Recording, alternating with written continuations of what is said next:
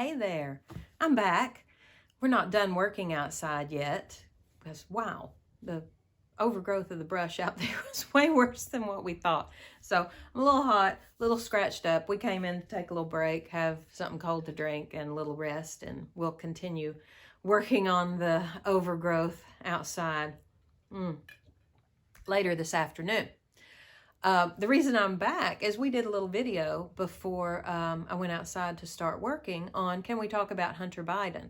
Because if you have not tuned in here before, hi, I'm Laura. This is Laugh Pig TV, and we're using our tiny little YouTube channel that we've had for a while to do a social experiment for my child's homeschooling to see in October of 2020, when it's evidently turned into the Hunger Games of social media, that alternative news sites, people who are speaking outside the official government and healthcare and blah, blah, blah expert narrative, that we're all being spoon-fed by the big media outlets, all of the mainstream media, all of our, big news channels and everything. If you speak and think freely outside of the margins of the story that they're telling, that they're trying to get everybody to believe, then these people are being dropped like hot potatoes off of YouTube, off of Twitbird, off of Factbook, they're just being dropped like thousands this week alone. And our theory is that it's the big players they're going after first, that the channels with a large viewership, that the powers that be see that as, oh my gosh, those are free thinkers, they're doing their own research, they're coming up with hard questions that don't have good answers, that go against what we're trying to get everybody to believe. So the larger the viewership, you would want to drop those people first because they have a bigger voice. Well, what about us little bitty channels? If we're saying some of the same things that they're saying, do we get blocked or a strike or going against their community guidelines, whatever it is? So this is a little social experiment. If you haven't joined us before, this is what's going on. What I've been talking about and all are a few things that have gotten other people blocked, things that are generally under the heading of conspiracy theorists and things like that. I wasn't planning on making another video just while I was taking a break from working outside, but when gold falls in your lap, you kind of have to do something with it. And what fell in my lap while I was outside working is an email that the source cannot be confirmed. This is an anonymous person that wants to remain so anonymous that this source cannot be confirmed. And therefore, it is fake news or possibly fake news, who knows. But the email was delivered to several of the alternative news sites. I got it from one of them that have been deplatformed off of YouTube and some other social media. So they can't read this, but I can. And it says a lot of stuff in it that a lot of powers that be are not going to like. And so let's see if they pay attention to me saying it. They certainly don't want some bigger voices saying it. Let's see if they pay any attention to me saying it. And I'm going to read it to you. And most of this email is concerning things that are going to happen in the next 2 months up until about the first half of 2021. So if this video gets taken down, if you see it before it gets taken down, and if you get to hear what I'm reading and it sounds completely outrageous and outlandish, but then January, February, March rolls around and you're hearing these terms and seeing these things come to be, you're going to remember me reading this little email to you from a source that cannot be confirmed, so it can certainly be called fake news because we don't know who our source actually is. Here we go. I want to provide you some very important information. I'm a committee member within the Liberal Party of Canada. This is Justin Trudeau's party in Canada. I sit within several committee groups, but the information I am providing is originating from the Strategic Planning Committee, which is steered by the Prime Minister's office. I need to start off by saying that I'm not happy doing this, but I have to. As a Canadian, and more importantly as a parent who wants a better future not only for my children, but for other children as well. The other reason I am doing this is because roughly 30% of the committee members are not pleased with the direction this will take Canada. But our opinions have been ignored, and they plan on moving forward towards their goals. They have also made it very clear that nothing will stop the planned outcomes. The roadmap and aim was set out by the Prime Minister's office and is as follows. Phase in secondary lockdown restrictions on a rolling basis, starting with major metropolitan areas first and expanding outward. This is expected by November 2020. Well, why would they be locking down more instead of less? We're going into flu season, folks. Lots of people are going to be sick just like they are every winter, every flu season. Are they going to be called flu cases? Probably not. They're probably all going to be called COVID-19 because we need to bump numbers up. And if numbers are bumped up by counting everybody that has the flu, then you've got reason to start locking places down again. Daily new cases of COVID-19 will surge beyond capacity of testing, including increases in COVID-related deaths following the same growth curves. This is expected by the end of November 2020. Rush the acquisition of or construction of isolation facilities across every province and territory. This is expected by December 2020. Complete and total secondary lockdown, much stricter than the first and second rolling phase restrictions. This is expected by the end of December 2020 and early January 2021.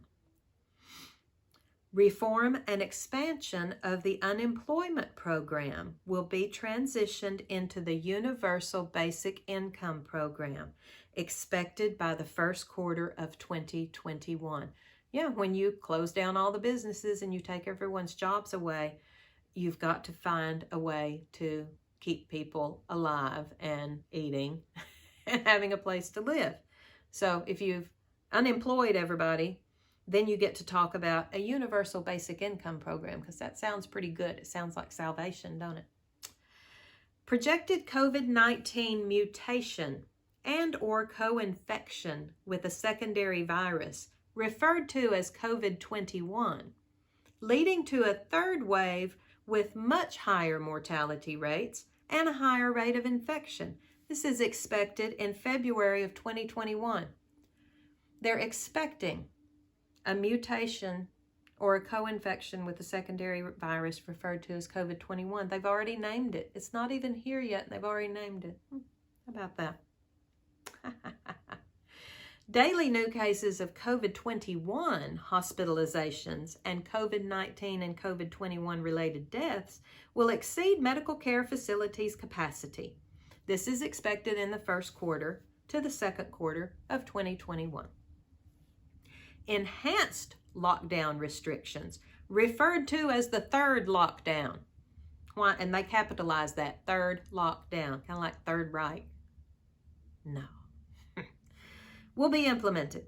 Full travel restrictions will be imposed, including inter-province and inter-city.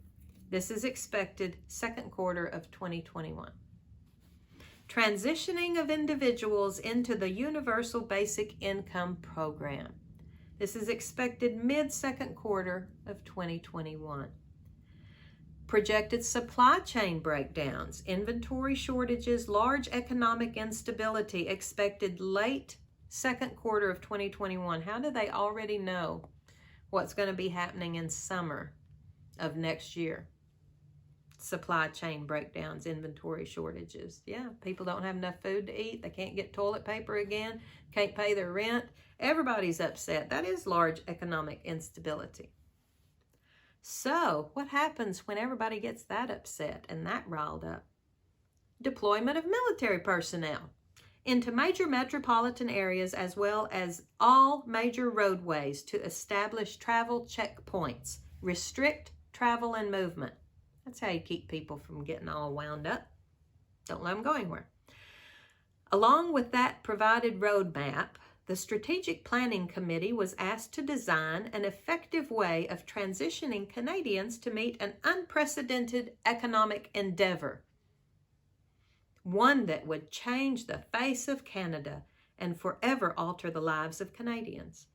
What we were told was that in order to offset what was essentially an economic collapse on an international scale, that the federal government was going to offer Canadians a total debt relief. Oh, hallelujah. This is how it works.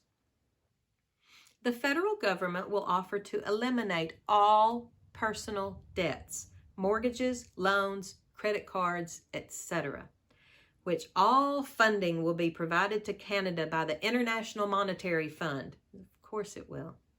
Under what will become known as the World Debt Reset Program.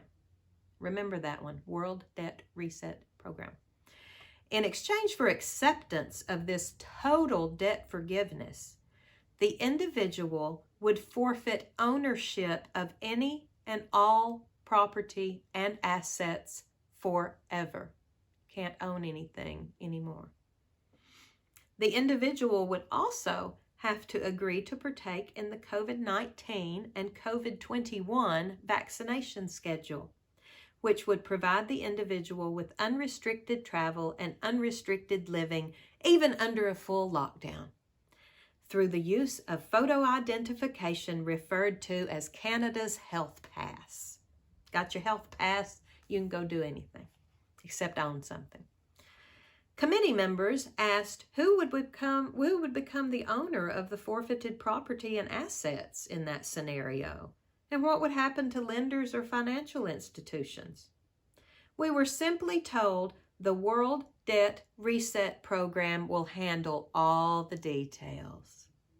Several committee members also questioned what would happen to individuals if they refused to participate in the World Debt Reset Program, or the Health Pass, or the vaccination schedule.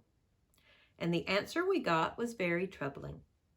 Essentially, we were told it was our duty to make sure we came up with a plan to ensure that that would never happen. We were told it was in the individual's best interest to participate because the government always has your best interest and the best interest of your family and loved ones at heart, always. When several committee members pushed relentlessly to get an answer, we were told that those who refused would first live under the lockdown restrictions indefinitely, and that over a short period of time, as more Canadians transitioned into the debt forgiveness program, the ones who refused to participate would be deemed a public safety risk and would be relocated into isolation facilities. Once in those facilities, they would be given two options: participate in the debt forgiveness program and be released, or stay indefinitely in the isolation facility under the classification of a serious public health risk and have all their assets seized. So you can choose to agree to the program and they take all your stuff, or you don't choose to participate in the program and they take all your stuff anyway. That's pretty much what that comes down to. So as you can imagine, after hearing all of this, it turned into quite the heated discussion and escalated beyond anything I've ever witnessed before. In the end, it was implied by the Prime Minister's office that the whole agenda will move forward no matter who agrees with it or who doesn't. That it won't just be Canada, but in fact all nations will have similar roadmaps and agendas.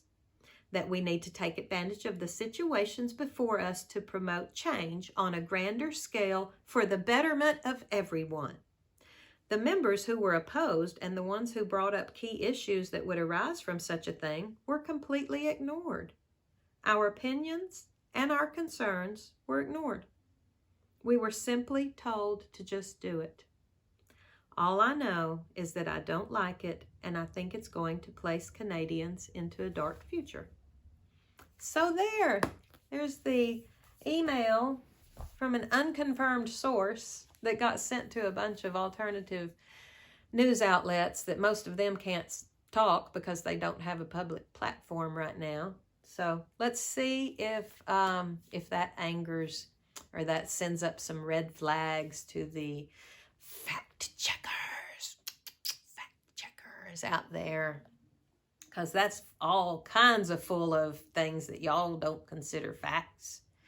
And I would hope that none of that was going to happen, but you know, do I believe that it won't? Not necessarily. About anything can happen these days, and it doesn't surprise me. It surprises me that we haven't already gotten at least a strike or something by what I've been talking about on these videos, seeing what can we say and what can we not say in October of 2020. I will throw out in there, I haven't said yet, that has been getting a lot of people deleted and blocked. 5G, it's going to kill us all. Because that's what the conspiracy theorists say.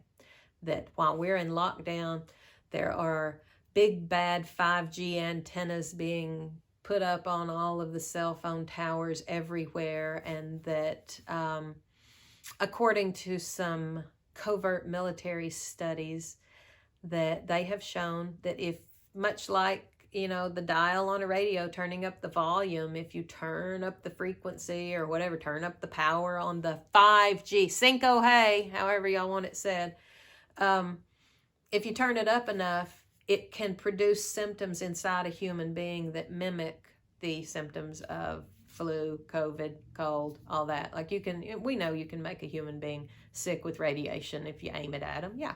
And that's essentially what's coming off of all those cell phone towers. It's keeping all of our devices working, is a form, you know, electromagnetic frequency or, you know, radiation. It's like pointing a microwave at somebody.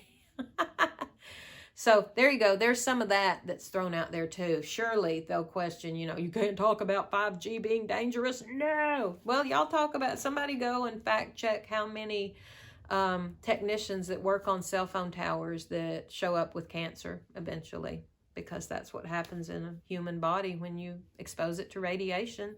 And those electromagnetic frequencies is it mutates cells inside our body, and mutating cells eventually turn cancerous. And there's what happens. So there's you something else to go fact check. Have fun. I've said enough for this time. I've got work to do, but I wanted to share that email with you. Let's see how long this video stays up. If we're still up later on, we'll find something else to talk about that we're not supposed to talk about. So from Laugh Pig, I'm Laura, conducting our social media experiment of what we can, and more importantly, what we cannot say on social media in October 2020, straight from COVID land. See you later.